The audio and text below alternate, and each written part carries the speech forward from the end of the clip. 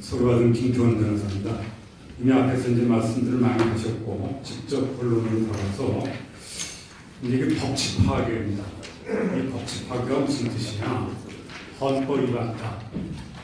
근데 여기서 말하는 우리가 말하는 헌법 위반이다, 특히 법치 파괴라는 것은 단순히 헌법을 위반하는 데서 나아가가지고 더 나아가서 중대해서 탄핵 사유까지 되는 경우 우리는 얘기를 한다. 저는 아마 여러분들이 아마 다들 전제 알고 계실 겁니다. 왜냐하면 노무현 대통령도 탄핵 소추가 됐지만 헌법 위반이 있었지만은 파면될 정도의 중대하지 않다 해서 기각이 됐거든요. 그럼 우리가 여기서 의미하는 것은 과연 파면될 정도의 이렇게 중대한 거냐, 이러한 관점을 가지고 검토해야 된다는 걸 여러분들께서 이제 염두에 두시고요. 그래서 저는 이제 뭐 쉽게 그냥 말씀을 드리려고 합니다. 그래서 가장 중대한 게 정통성 부정이다. 그래서 헌법 3조는 대한민국의 영토는 한반도와 구속도서를 한다. 또 헌법 제4조는 자유민족 기본질서에서 통일정책을 통일을 해야 된다. 또 잘 아시다시피 48년 12월 10일 유엔 총회 결의에서 대한민국의 한반도의 위헌법정이다. 이렇게 되어 있는데 우리 문 대통령은 이 부분을 어기고 있는 게 아니냐 해서 지난 3월 21일 남북 정상회담 준비위원회 때 남북이 함께 살든 따로 살든 서로 간섭하지 않고 서로 피해주지 않고 함께 번영하며 평화롭게 살 수 있게 하자. 또 이번 9월 19일 날 평양을 방문해서는 스스로를 남쪽 대통령이라고 했어요. 이것은 정면으로 이건 헌법 3조, 4조를 위반한 거 아니냐. 상당히 중대하다고 봅니다. 이게 과연 탄핵 사유가 돼서 중대한 정도인지 여러분들 한번 잘 판단해 주시기 바랍니다. 더 나아가서 이미 헌법을 개정하고 있어요. 파괴가 되고 있습니다. 교과서 2020년부터 이제 초등학교는 적용이 됩니다. 중학교 여기서 누누이 나온 말씀인데 자유민주주의 자유배, 대한민국 거국국 부정, 한반도 유일한 법정국 삭제했어요. 우리 아들, 손자, 손녀 이렇게 배웁니다. 이거 헌법 파괴죠. 이건 중대하다. 이렇게 보겠습니다. 이게 가장 원칙적인 거고, 그 다음에 이제 안보 주권입니다. 작년 10월에 사드 문제로 이른바 산불 정책을 세웠어요. 뭐라고 했냐, 중국한테. 사드 추가 배치 계획이 없다. 한국이 미국 미사일 방어 체제, MD 체제에 편들지 않겠다. 한미를 군사 동맹으로 발전하지 않는다. 이렇게 했어요. 심각한 안보 주권이고, 한미 동맹, 이 한미 상호방위 조약은 이건 사실은 조약이지만은 헌법에 포함하는 우리 안보에 근간을 두는 겁니다. 이건 그대로 훼손한 거다. 이렇게 보고 있어요. 상당히 중요해요. 그런데 또 나아가서 아까 누누이 말씀했습니다만은 9월 19일 군사합의에서 비행금지법을 설정한다든지, 물론 형식상으로는 대통령에게는 불령권이 있으니까 할 수 있다라고 할 수 있을지 몰라요. 그러나 사실상 어떻습니까? 군사정전 합의에서 몇만 번을 넘고 계속 북한이 나오고 있는데 저런 북한을 믿고 무장해제한다? 이거 중대합니다. 그래서 우리 한전은 이 부분을 군사합의서가 헌법 위반이다. 그래서 헌법 소원을 지금 준비하고 있다는 것을 말씀을 드리고, 그래서 그 청구인 주체로 저는 역시 예벽장 정비 좀 나서야 되지 않겠느냐. 처음에 저희 한전 변호사들이 하려고 그러다가 마침 며칠 전에 400여 명의 예벽 장성들이 묻기 시작길래 제가 그분들과 말씀드립니다. 장성들이 청구인 주체가 돼서 우리는 보호할 테니까 소원을 내자는 말씀을 드리겠습니다. 아까 교과서는 이미 제출했고요. 그 밖에도 누누이 어떻게 이 부분 안 보면 너무 많습니다. 지난번에는 작년 10월 20일 우리 여기 계시는 신대철 의원님과 함께 제주 해군기지 건설 끝내 방해한 것에 대해서 부상권 포기해서 이건 국무총리, 법무장관, 국방부장관, 이거 전부 엄상 배임이다 특경법으로 우리가 이제 고소를 했고요. 또 국정원을 또 해체했습니다. 사실은 이게 안보야가 중요한 건데 이미 현 정권 저기 12월을 지냈는데 또 저희가 서훈 국정원장을 국가기밀부설로 형사 고소한 바 있습니다. 다음에 이제 북한 인권을 외면하고 있다랍니다. 잘 아시다시피 헌법 3조하면 대한민국은 한반도와 그 부속도서다. 따라서 북한 주민도 대한민국 국민이고 헌법 10조에서 북한 주민, 대한민국 국민, 북한 주민의 인권을 보장해야 되고 그에 따라서 북한인권법이 제정됐고 북한인권법 7조하면 인권대로 하게 되는데 4월 27일, 5월 26일, 9월 19일 세 차례에서 남북 정상회담을 하면서 우리들이 끝내 계속 요구를 했거든요. 정상회담 할 때 북한 인권을 의제로 넣어라. 끝내 의논을 했습니다. 그건 북한인권법 7조를 위반한 거고 헌법 10조를 위반한 것이다. 중대한 것이다. 또 그 밖에도 뭐 북한인권 외면하는 게 많은 거죠. 그 다음에 이제 또 아까 말씀드렸던 이게 사법권을 침해합니다. 우리 법치주의의 근간은 입법부, 사법부, 행정부의 수권이 분리되는 건데 이 사법권을 공공연하게 침범하고 있습니다. 현재 김명수 대법원장이 취임한 이후에 재판 거래다, 사법농단이다 해가지고 지난 6월부터 법원에 대해서 수십 명의 검사들이 전무후무한 먼지털이 조사하고 있습니다. 이렇게 해가지고 뭐 일부 고위법관이 구속되고 또 뭐 대법관 전직 대법관 두 사람이 구속영장이 청구되고 이렇게 되고 있습니다. 그런 와중에 문재인 대통령이 9월 13일 사법부 독립 70주년 기념회에 와서 사법농단 의혹을 철저히 규명하라. 완전히 뭐 부활을 지시하듯이 질책성 지시를 했습니다. 대통령이라 직함도 붙이지 마세요. 그러니까 김명수 대법원장께서 열심히 수사하겠습니다. 이게 정말로 너무나도 이 참사가 돼가지고 이건 중대한 사법권 침해다. 권력 불입을 정면 위반한 것이다. 그 다음에 제가 오늘 이걸 알았으면 싫었을 텐데 오늘 아침 조선일보를 보니까 고위법관들이 말이죠. 후보자 현 정권에서 임명된 5명의 대법관, 헌법재판관 위장전. 그 다음에 또 나온 게 왔어. 해가지고 이게 한두 번이 아니에요. 뭐 3차례 위장전이에요. 이은혜 헌법재판관 8번 위장전. 이종석 재판관 5번 위장전. 김명수 대법원장 최고 책임자예요. 유남석 헌재선 측 나온 게 왔어. 이렇게 해서 13명 중에 9명이다. 이러면 국민들이 이게 신뢰가 가겠습니까? 저는 이 사법부의 신뢰를 근본적으로 훼손하겠다. 이게 사법 파괴 아니에요. 법치 파괴 아니에요. 이런 생각이 들어서 부원에서 말씀드립니다. 다음에 탈원전 정책입니다. 2017년 작년 6월 10일 문재인 대통령이 원전 건설 백지화 탈원전 정책을 했어요.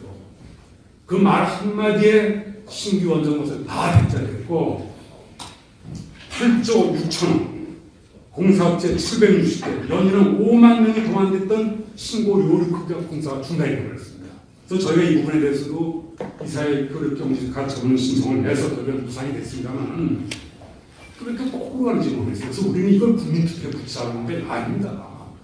거꾸로요. 대만은 말입니다. 법을 만들었어요. 이 사람이 총통이 되면서 전기사업법을 개정해서 탈원전에서 법을 했어요. 그거를 국민투표로 무력화시킨 겁니다. 근데 우리는 법은 탈원전이 아닌데 말이지. 대통령의 선거 공약에서 이렇게 하고 있습니다. 이건 우리가 국민투표 할 필요가 이거 중요해요. 이 탈원전이라는 게 이게 대한민국의 최고의 기술을 가지고 있는 건데 이렇게 나왔거든요. 근데 아까 저희가 소송을 계속하지만 이게 패소해서 지난번엔 월성 1호기 산산 사람들이 형사 엄선되는 이제 형사를 고소를 했습니다. 그 다음에 이제 자유시장 경제 파괴입니다. 여러분 인권의 기본이 뭡니까? 흔히들 생명권이라고 합니다. 사실 생명권이 원래는 재산권입니다. 1215년 마그나 카르타가 시작된 게 재산권이에요. 귀족들의 세금, 이 재산이라는 게 이게 이권을 끼칩니다. 그런데 이 현 정권은 완전히 자유시장인데 근간을 지금 두고 있어요. 법치국가를 사회재산권의 본질적인 내용을 거의 침해하고 있다. 저는 이렇게 보고 있습니다. 무소불위 아닙니까? 전형적인 게 저는 이제 얘기했지만 최저임금 2019년 1월 1일부터 시급 8,350원이 적용인데요. 2년 사이에 30% 올랐어요. 몇 달 전에 지금 자영업자 소상공인들이 수만 명이 방문해서 못 사겠다고 했어요. 당장 한 달 후부터는 이 사람들이 최저임금법에 하는 걸 위반하면 3년 이하의 징역 2천만 원의 벌금입니다. 정가자들이 그랬어요. 그래서 저희가 이거를 효력정책 가점을 업무적에 제출해서 지금 신문기도 지정이 됐습니다만 이렇게 국가가 원래는 최저임금도 노와 사가 같이 타협을 해서 해야 되는 것이 원칙인데 그냥 개입을 하는 거예요. 얼마 해라? 8,450원. 그럴 거예요. 이건 최저임금위원회 결정해야 할 것이다. 그럼 최저임금위원회 구성이 어떻게 됩니까? 사측 9명, 노측 9명, 공익위원 9명인데 보십시오. 일방 통행이에요. 왜냐하면 공익위원은 전부 대통령, 또 산자부 장관, 고용노동부 장관 임명한 사람이에요. 이렇게 되고 또 노동부 노측위원은 하면 또 가점을 줘요.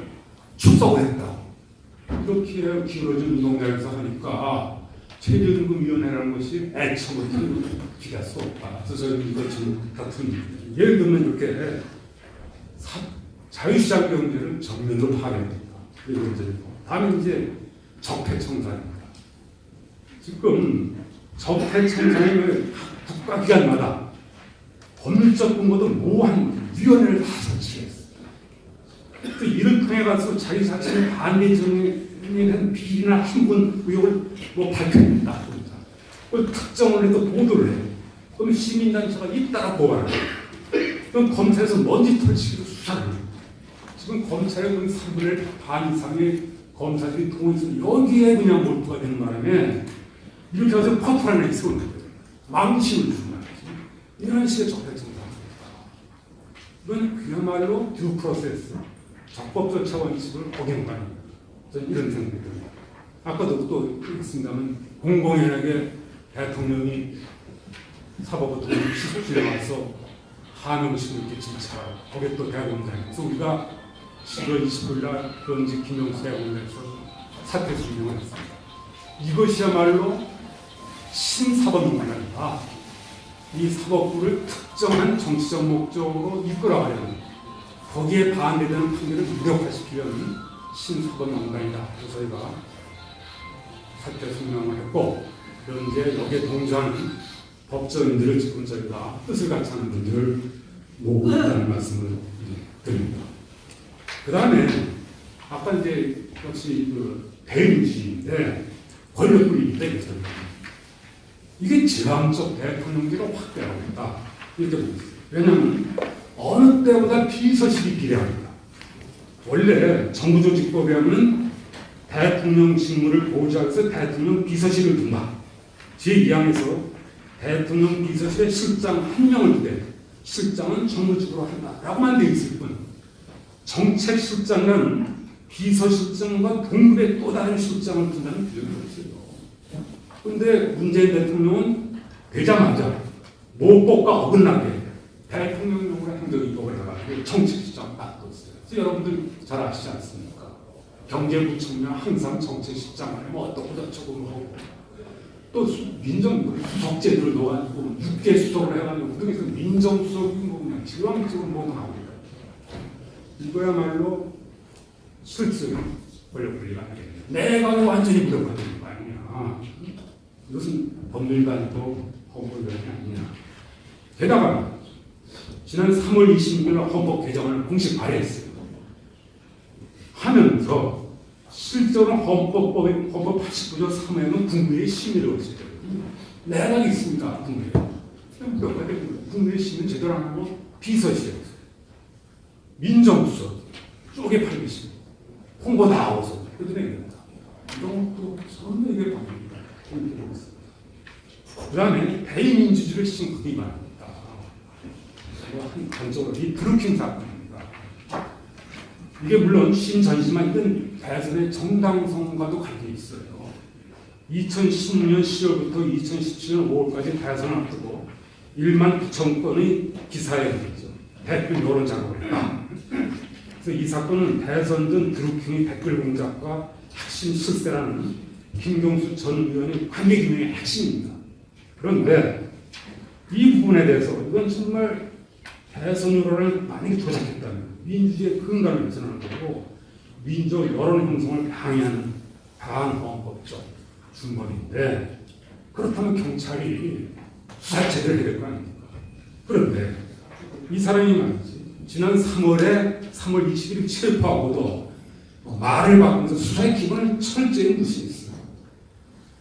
그래서 저는 이걸 이 사람을 고발을 했습니다. 증거인멸이라고 직무유기다 해서 그 이후에 특검이 출범을 해가지고 현재 이제 기소를 하고 있는데 이 부분은 경찰, 검찰이 이 증거, 인멸, 직무유기가 어떻게 관여했느냐 이 부분도 수사가 됩니다. 이것도 중대한 법칙 파괴되는 의심이 있다. 저는 그렇게 보고 있습니다. 뭐 이렇게 해서 그 밖에 뭐 이루 말할 수가 없는데 저는 이제 이렇게 현저한 탄핵 사유가 될 만한 왜냐하면 이렇게 되어 있어요. 박근혜 대통령이 탄핵했지 않습니까? 근데 박근혜 대통령 탄핵하면서 한 얘기가 이제 그중에 아까 이제 자유시장 문제에 제가 빠뜨린 말이 있는데 그래서 이렇게 했어요. 그래서 이제 자유시장 문제 박근혜 대통령도 어떻게 하면 기업의 재산권 및 기업 경영의 자유 침해가 탄핵 사유가 해당된다 이렇게 했어요. 박근혜 탄핵 사건에서. 그러면 어떤 얘기입니까? 지금 문 대통령 말입니다. 평양 방문을 하면서 기업 총수들을 다 데려왔어요. 남북정 동행 참석하게 하고 말이지. 국제사회 다국제적 위반도 기업 규제 가능성을 말이지. 남북 경영에 참여도 종용을 합니다. 이 국제적인 상황에 따라서는 이거 똑같은 사유가 아닙니다. 뭐 이거 말고도 뭐 김상조 공정거래위원장이 삼성의 SDS에 해가지고 그냥 뭐 기업 구조를 바꿔야 된다. 노골적으로 개발했습니다. 이게 여러 가지가 좀 이렇게 많이 있습니다. 그래서 이러한 것은 왜냐하면 제가 이 말씀을 안 드릴 수 없는 게 이러한 박근혜 대통령의 탄핵을 딛고 그것을 보면서 출발한 것이 바로 문재인 정권 아닙니다. 문재인 정권 아닙니다. 그럼 누구보다도 여기서 유념을 하고 100배 이상 열심히 해야 되는데 전혀 그렇지 않지 않느냐. 그래서 저는 상당히 그것은 지금 심각한 상태에 있다. 예, 감사합니다.